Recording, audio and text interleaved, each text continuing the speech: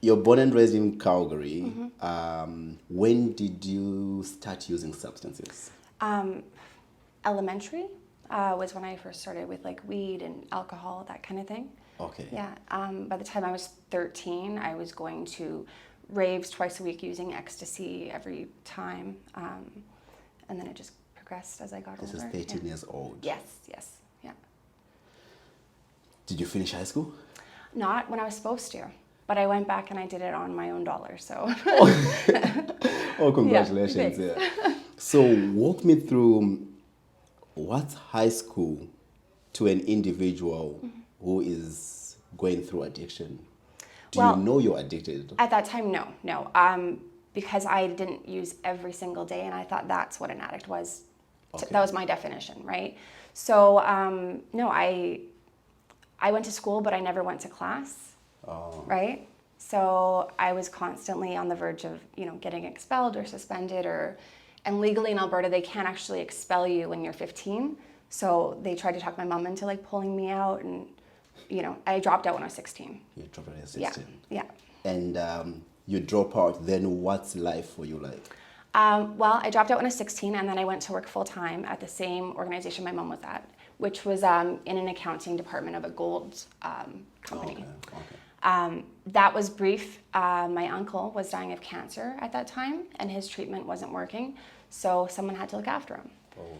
And there was nobody that wasn't like a major breadwinner that could take that time off work, but I could, right? Oh.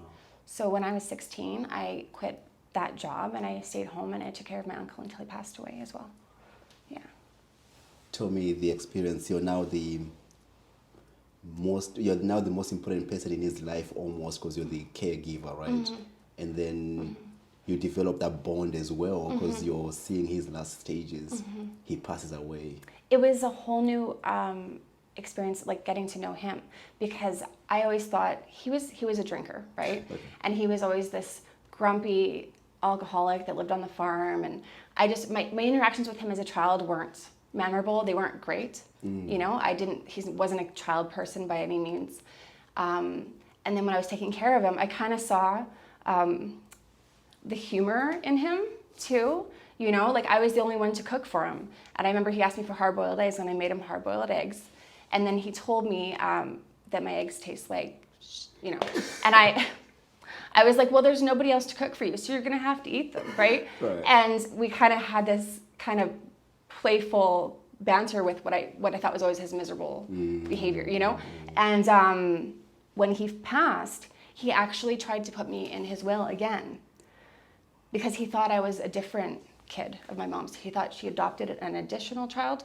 Oh. And so he tried to put me in again, and she's like, no, that's Kaylee Britt, that's the same. He's like, no, the new one that took care of me.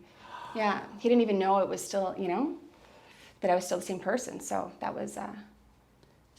I'm finding how important it is, when the two people finally bond. You see each other in a whole completely different world. Absolutely, yeah. You are all he has. He's almost your most important thing at the time, I guess, right? And, wow. Okay, so first real experience with loss too. Yeah. He passes away. How old are you right now? 16. You're 16. Yeah.